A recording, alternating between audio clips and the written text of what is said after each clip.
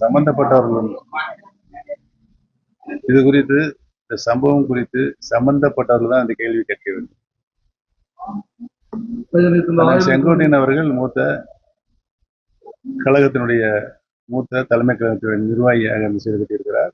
புரட்சி தலைவர் காலத்திலிருந்து அம்மாவுடைய காலம் வரை அவர் கழகத்திற்கு பணியாற்றியிருக்கார் என்பதை தெரிவித்து சிறப்பான முறையில். நேற்று தங்குதுறை இங்க ஒரு பதில் சொல்லியிருக்காங்க. அதாவது தற்போது இடி ரைடு மூலியமா 1000 கோடி ரூபாய்க்கு ஊழல் நடந்திருக்கு. இதுக்காக தமிழக முதல்வர் ஜெயிலுக்கு போறது உறுதி வாய்ப்பு கெஜ்ரிவால் போன மாதிரி இவரும் மதுபான ஊழல் உள்ள போவார். யாரு டெல்லியில இப்பொழுதுதான் சோதனை நடைபெற்றிருக்கிறது.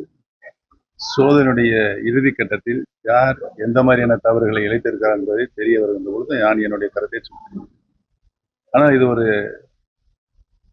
மோசமான செயல். வரிகட்டாத சரக்கு நேரடியாக டாஸ்மாகில் சென்று விற்பனை செய்வது என்பது அரசனுடைய வருவாயை மறைமாற்றி வேறு பக்கத்திற்கு திருப்புகின்ற ஒரு மோசமான நிகழ்வு என்பதை தெரிவித்துள்ளது.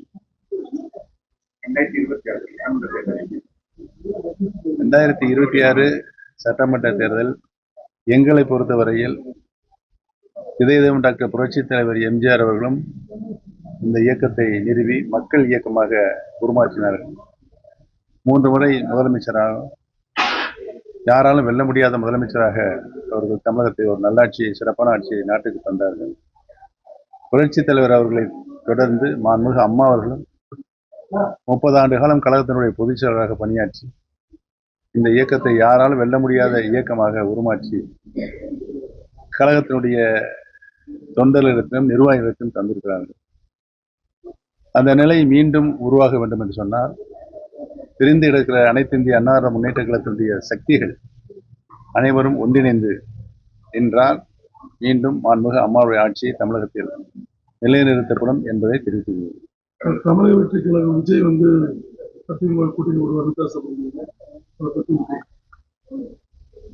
அன்பு சகோதரர் சிறந்த திரைப்பட நடிகர் திரு விஜய் அவர்கள் அரசியல் கட்சி துவக்கியிருக்கிறார்கள். அந்த இயக்கம் எந்த இலக்கை நோக்கி சென்று கொண்டிருக்கிறது என்பன அவர்தான் கொள்கை முடிவிலான விளக்கங்களை வழங்கியதன் அவர் குறித்து நான் என்னுடைய பதிலை சொல்லுவேன்.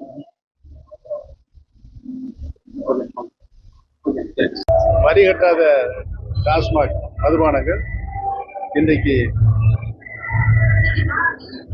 சில்லறை விற்பனை கடைகளில் வருவதன் மூலமாக அமலாக்கத்துறையினுடைய சோதனையின் போது கிட்டத்தட்ட 1000 கோடி ரூபாய் என்ற அளவிற்கு இங்கு முறைகேடு நடைபெறுவதாக செய்திகள் வருகின்றன. அரசிற்கு வர வேண்டிய நியாயமான வரிகள் மறுக்கப்பட்டு